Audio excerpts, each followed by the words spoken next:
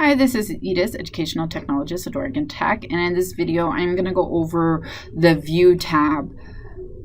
And so as you can see, I have a bunch of shapes here, and I can actually move this circle, but I'm going to show you a different way of changing the views.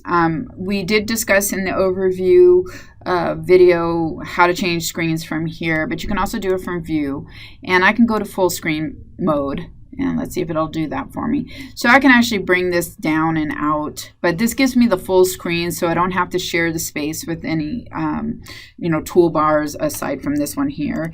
It gives me more room to work with. I can also get my menu items here. This gives me the most commonly used menus here, and I can also navigate between my pages using the back and forward arrows. Now, if I don't want to be in the full view, which I prefer not to because I do like to have the menu bars available to me, but you may find that this is a better way for you to work. Also know that you have these little drop down arrows that will also give you some more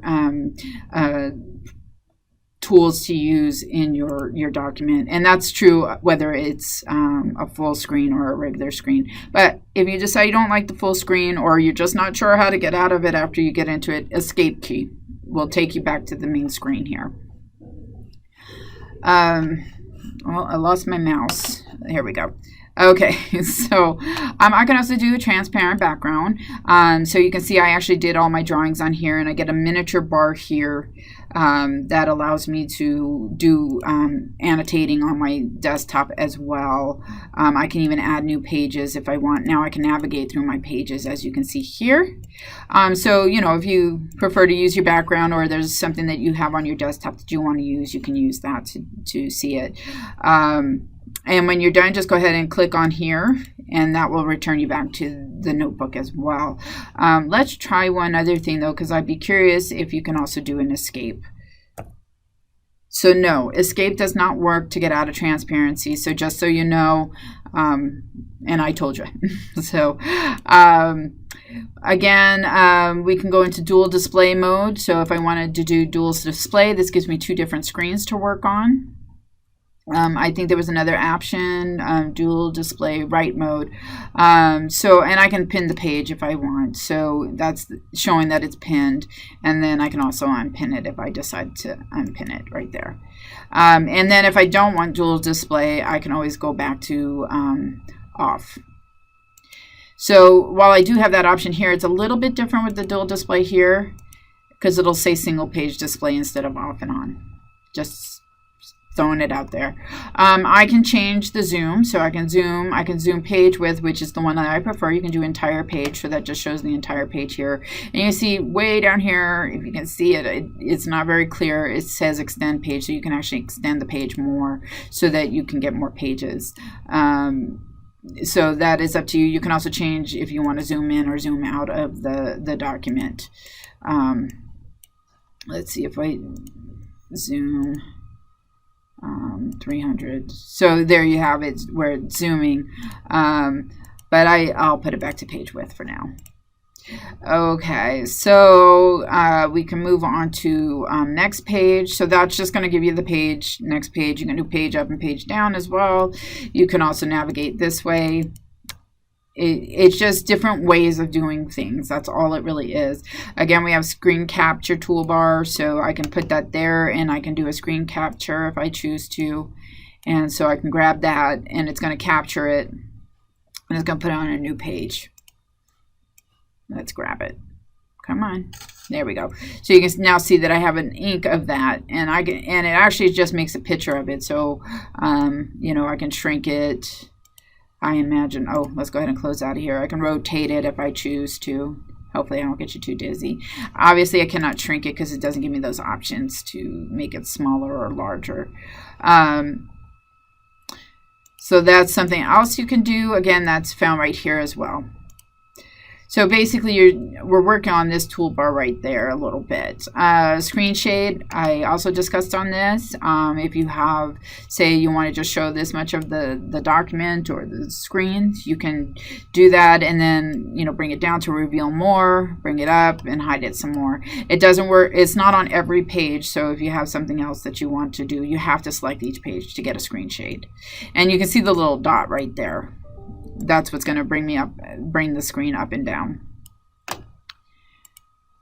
Enter mix reality mode. Couldn't tell you what that is. I'm sorry to say. I will look into it, and I apologize through my videos. I do this a lot, but I'm still learning a lot of things that I didn't realize were available. So I appreciate your patience while I'm also learning that you're learning, and that I will get to updating some of these videos to include the information that's there, but I do want to at least get the basics out. Okay, so show all links when page is open. So if you have links to websites in your page, it will show through that. And I'm going to uncheck that for now. You show your sidebar. So this is, so you can select what you want here. So this is your page sorter here. This is your gallery.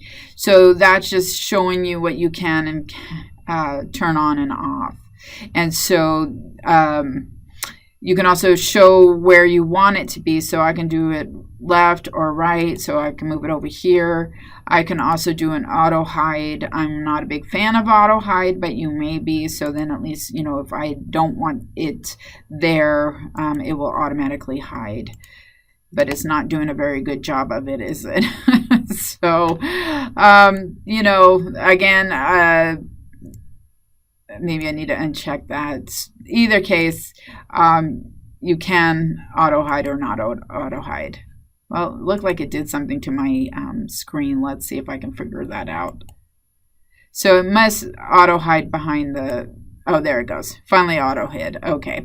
So that's how you can expand your window without having to have it there always on. I prefer it on just because I do navigate quickly through, but that is your choice. I'm going to keep saying it, and I apologize. Same thing with the top and bottom for the toolbar. So if mine is on top, I can also put it on bottom. But mind you that this up here is going to stay up here. So even if you do move it, you're still going to have something up at the top.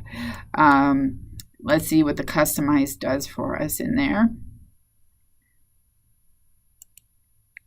So that just is going to give you the option to customize your toolbar. So you can add and delete things to your toolbar there. I can extend the page, so I kind of showed that earlier, and you can leave it on or you can turn it off. Since my page is large, there's the extend page, so I can actually turn that off if I choose to do that. Full screen border. So if you go into full screen, it will show the border. You can see it just popped up there. So it doesn't have to be just in full screen. So I was wrong there. It will just show you the full screen border. I can do widescreen, and what was the last one? And another widescreen. So it just depends. Maybe that's perhaps, like when we're going to get into LED displays, this might help put this on the screen better than what is there now, especially since with the all-in-ones, they're also widescreen. So you'll have a better aspect ratio look versus maybe being the old standard, which wasn't widescreen. I forget what we called it at that time. So alignment, so show guides for active objects, vertical.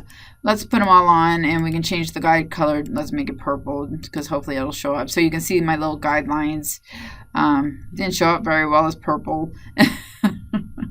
I seem to be hitting and missing all day today here. So you can just show guidelines. So this might help you. Oh, it did turn purple. See? So I can actually show how to align these so that they're aligned well within the document. And now I'm just going to turn everything off because I don't need it right now. But that's a nice feature because, you know, sometimes you do want things to align and it's really hard to set them up. So you at least have, you know, some guidance there. So, you know, utilize it for sure. And then, of course, language setup. Looks like English is going to, of course, be the default, but I imagine that you can do more. It's definitely up to you.